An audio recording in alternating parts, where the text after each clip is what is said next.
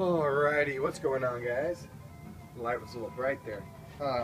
Checking some NES pickups here, and then I've got the update on the progress of my collection casing.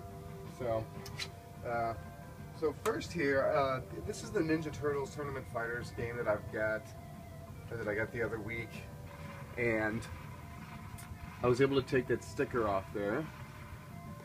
So it came off pretty flawlessly. There were 2 points where indentions were made in the rental sticker. Maybe that somebody dropped it and punctured it.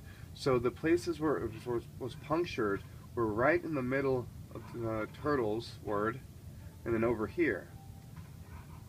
This was a long process. It must have took me 30 minutes, maybe 40 minutes. I'd say about 40 minutes or more, maybe an hour, to really slowly, piece by piece, just chisel away that sticker and get it to where it was completely smooth. And I did it without pulling apart those punctures, because if you get a puncture in the label when you're removing a sticker, it could easily just tear the whole label off. So yeah, with a game this valuable, you want to take the time to clean them.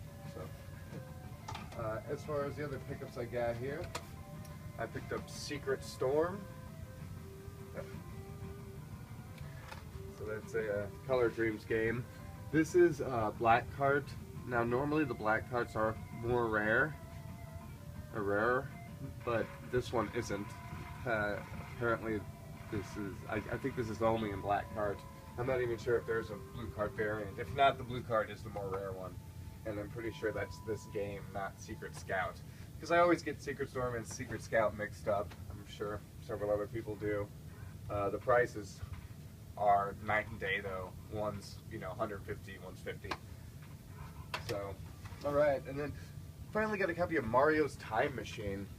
This is one of those games, that ruined a weekend in my childhood.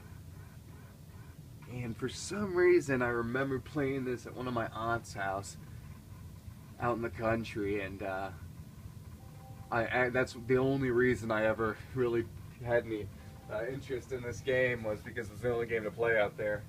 I think I was at one of their offices or something. All I had was Mario's Time Machine. So I have played this game a fair amount, but I don't know if I'll ever play it again. So glad to get that one out of the way, as prices are rising on that. They've always held pretty steady. This was about 15 bucks pre-2010. Now it's 40 plus. You could find it for mid-20s, probably low 20s. If you're lucky, you might find it for 15 still. And I picked up this game, got it for fairly cheap. It's Kickmaster by Taitao. There's some small label damage, but in a few years that won't really make a difference. This is a very fun game, very playable game. There's a lot of routes you could take in this game. There's a lot of different magic spells and things, and they're all hidden throughout the game. So you may beat the game just with your kicks alone, or you may upgrade or use certain spells or upgrade certain aspects of your character. And I've popped this game in many times throughout the years since I've got it, and it's got a very nice gradual learning curve all through the game, and then it just hits a brick wall near the last level. You have to fight several enemies in a row, and once you die, you're at the beginning of the last level again. But yeah, if anybody hasn't picked up Kickmaster yet or hasn't heard of this, definitely check it out. This definitely is in my top 25 games, maybe top 20. I don't know. Alrighty, so one more. I picked up Mickey's Adventure in Numberland.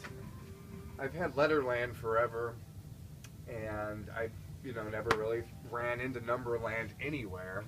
Never seen it up for trade. Never really seen it for sale other than eBay. So finally got that, and this game varies in price a lot. I think I paid 12 bucks for this game, plus a couple bucks shipping.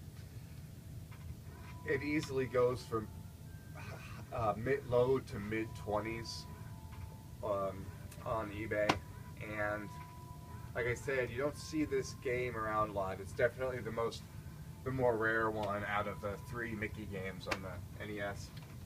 So, alright, so we've so I've got a stack of games here, and they're upside down, so that would be the top, and I'm kind of working my way down the stacks. And as you can see here, I had 8 of these when I started, so I've got 4 left, and I'm about halfway done, a little more than halfway done with my 4th package here. So I've done 3 already. So I've done this stack, this one, and this one, and I'm working on this one right now.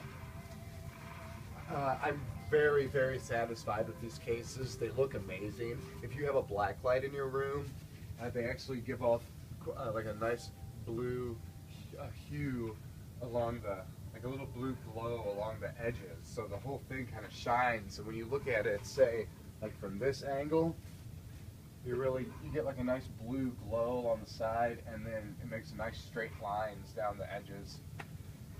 And as far as reading the games, it's crystal clear. There's no obstructions in the plastic whatsoever. And like I mentioned in my videos, I've been using these parchment papers to hold the plastic. I have gloves, I just don't put them on ever. And another thing I've been doing is I've been keeping all of these sleeves just in case I ever, in case I ever upgrade my collection to boxes and end up trading or selling off these sleeves, which are, very reusable. They just fold back down, and then you can just put them back in these parchment papers so they don't scratch from shuffling it all. So I would definitely recommend doing that. I'll try to use, maybe 2 to 4 out of each package and leave the rest. That's just my opinion.